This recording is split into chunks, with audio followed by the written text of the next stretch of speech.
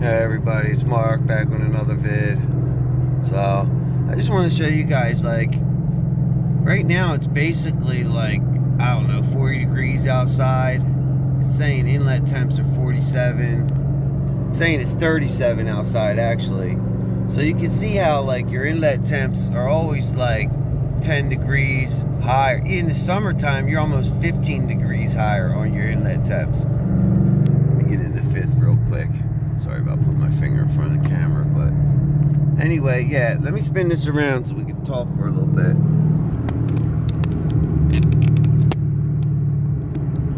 Hopefully this gets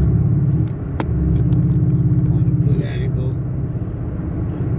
Alright, so yeah, it's been 2 months since I've done the Optimum Performance Synchro Shift 2, and that stuff has, like I said before in the other videos, it's done wonders for the transmission.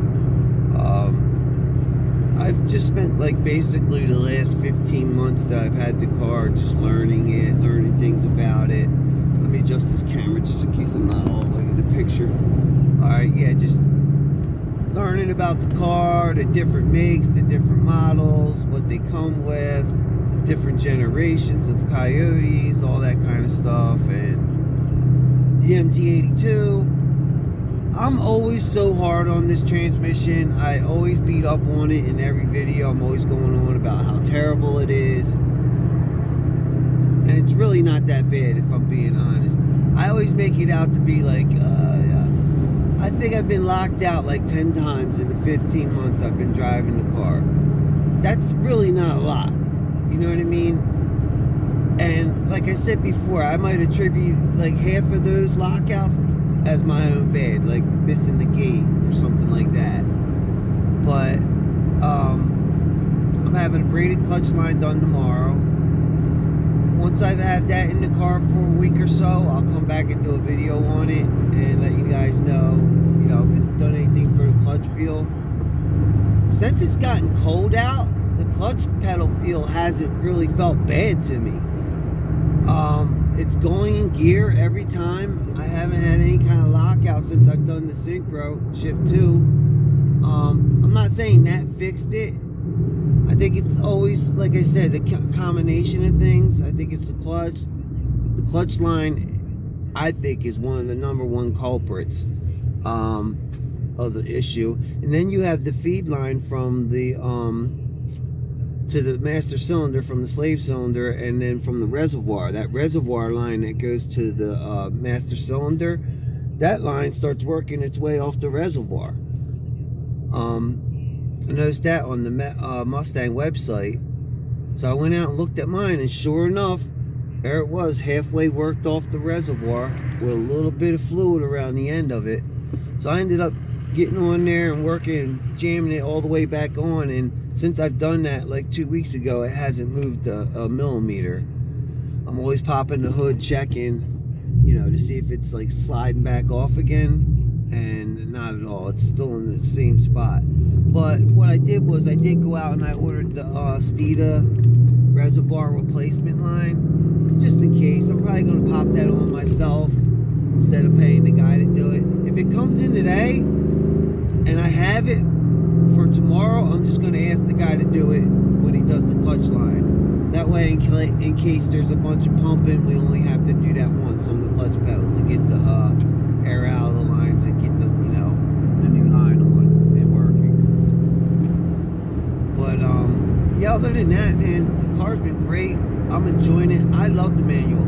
So again, getting back to the MT82, don't misunderstand me when I say, oh, it's Ford could have just done better. The MT82 is not horrible. As soon as you do a braided clutch line, Synchro Shift 2, it feels like a new transmission. You get rid of that clutch, that 85-pound spring that's on the pedal down there, and you won't have that hard, super hard engagement and feel from it at all.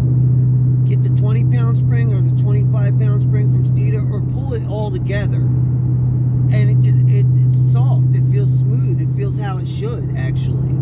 I don't even know why Ford put that spring on there in the first place. Yeah, once I took care of that, I did the Steeda body mount bracket, Synchro Shift 2, and it's butter smooth. It's like a whole new transmission from the day I bought it to now. It feels better than it ever felt.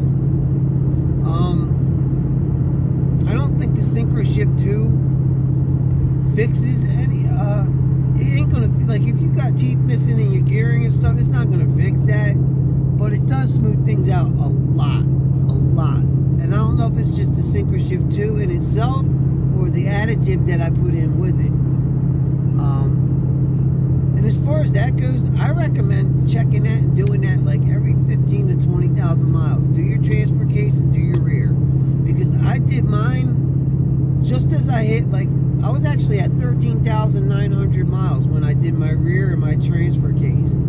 The transfer case gear oil came out kind of golden brown. It didn't come out looking too bad, so I was happy. I was actually pleased. So that means my MT82 is healthy. There wasn't a bunch of metal or nothing like that, no metal particles. It was not that bad. It was clean, actually. I dare say clean. But the rear, when I drained that shit stunk. After only 13,900 miles and 7 years, that shit stunk and it was black as night. So I recommend staying on top of that rear gear oil. If you have this, Mustang, and it doesn't matter which, 355, 315s, 373s, 410, stay on top of that rear pumpkin. Because that stuff was black as night when that came out. And it wasn't like I said, it wasn't like I let the car go to 30,000 miles and did it, at that point. The car had literally 13,900 miles. It was like 800 and some miles, I think. So, yeah, so tomorrow I'm going to take it in, and then, what else I want to talk? Yeah, the MT82. Listen, I love being in the manual. If it was a choice between this and 6R automatic, I would have took this. The 10-speed, that's a hard argument because the 10-speed is quick as shit. That gearing is so low down low, and they take off like a bat out of hell. They really do. It actually helps the lack of, power. Not lack of power, I shouldn't say that. But, yeah, those 10 speeds just move out. Like, if that's your sole purpose is to try to be faster or as fast as everyone else, get the auto. But if you want to have fun and you want to hear that rev match downshift, get the manual. The manual is a blast. It's more engaging. You're more involved in what's going on in the car, and you're actually more in control of it too. Truth be told, like,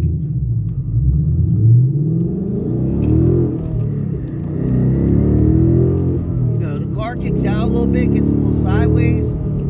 It's nothing to just straighten it out with a shift or just quick clutch it. It's not the same with the automatics. You punch them automatics, forget about it, man. They start doing what they want to do. Also, like, I see a lot of people, they're nervous about getting the MT82. I don't know, I'm a little turned off by it because they hear the lockout, but they don't hear the other complaints about the 10 speeds, about how they upshift, downshift, do all kind of funky shit, skip shifts, stuff like that. So it's not like, you're going to be doing any better in a 2019, 2020 10 speed that somebody had to 65,000 miles and it's been, beat to death. So I would actually feel more nervous about buying that car than the MT82, just for the simple fact that the MT82 is cheaper to fix. Most of the time, if something goes wrong, it's usually just the clutch. You know what I mean? You just get a new clutch, take it to the shop, they put a new clutch in, and you're golden boy promotions. You know what I mean? Sometimes, yeah, the MT82 goes, you start throwing a ton of power at it, yeah, you're going to break the MT82. You're going to need to go to Ben Cal and get a stage 2 or stage 3 MT82, depending on how far you push your motor, your horsepower. I know a lot of guys on a stock MT82 right now pushing 700 wheel on a Gen 1 Coyote, which is basically almost the max for that motor. 800 is kind of the max on that motor, and then it's definitely the max on the MT82, and all they did was change out the clutch and the clutch line, and they're still driving their MT82s around. eventually, if you start pushing like up over 700, you start pushing that torque up over 650, around that area, you start hitting like 650, 800, 650 torque, 800 horsepower. You start hitting that range, you're gonna need a built trans, and that's MT82. That's 10-speed. The only one that probably will stock can handle like 800 stock and last and live is probably the 6R. That's why I'm always saying the 6R80 is better than the 10-speed to me, just because of reliability. Maybe not for performance. 10-speed, nothing touches that really, unless it's up against a DCT. Then it's kind of in trouble. But as far as like the 6-speed auto or the 6-speed manual, you ain't touching that 10-speed, man. That thing is just leaving you. But as far as reliability, I say the MT82 is every bit as reliable as the 10-speed, if not a little more. You know what I mean? Like, especially if you know how to drive a manual, I would say the MT82 is more reliable. I have a buddy down the street, like I said, that has a 10-speed, and his does funky shit all the time. And he told me, he's like, dude, he wants to have it rebuilt so bad, but he don't have the money for it. And I know you can get I think you can get a built 10-speed now for like $6,000. I don't know by who, but if you want it built right, it's gonna cost you. I can get a Ben Calamer Stage 2 MT82 for him for like $3,000 without the clutch, and all that. Once you start adding the clutch, it turns into like $4,000.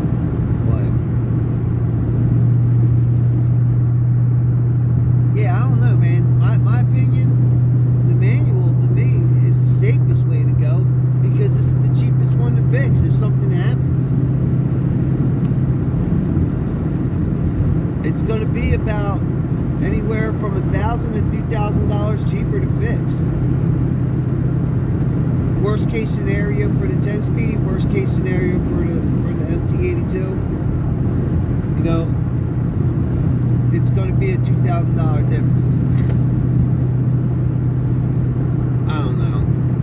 I don't want to harp on that too much. I just wanted to stop beating up on the MT82 a little bit because I'm always going on about this, that, and third. And honestly, it hasn't really been that bad. It's just a couple times that I got locked out, I was freaking pissed about it, It was at the most inopportune time to do it to me. So, but like I said, it hasn't happened in a while. And, I mean, once you've been driving in the car for a while, it's butter smooth. All the downshifts are good.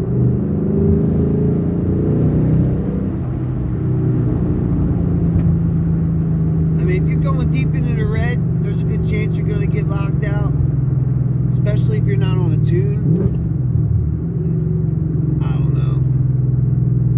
I'm going to try, like I said, I'm not throwing the kitchen sink at it like everybody else does. I only have 15,000 miles on my car. This clutch is still basically broken, brand new.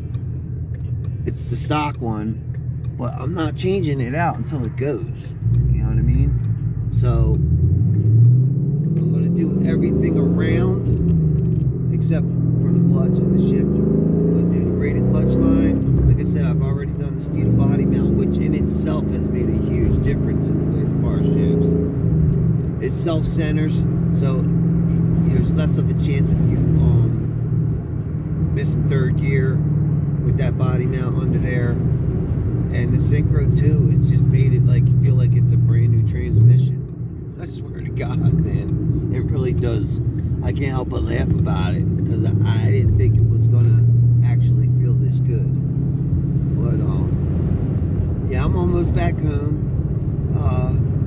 I'll catch back up with you guys in the next one, and I'll let you guys know how I make out with that braided clutch line. Go back and check out my video on the McLeod braided clutch line versus the SVE braided clutch line.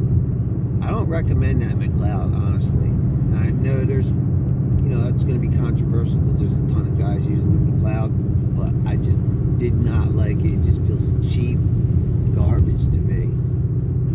I have no other words for it. It feels smells like cheap garbage. Anyway, I'm gonna end it here.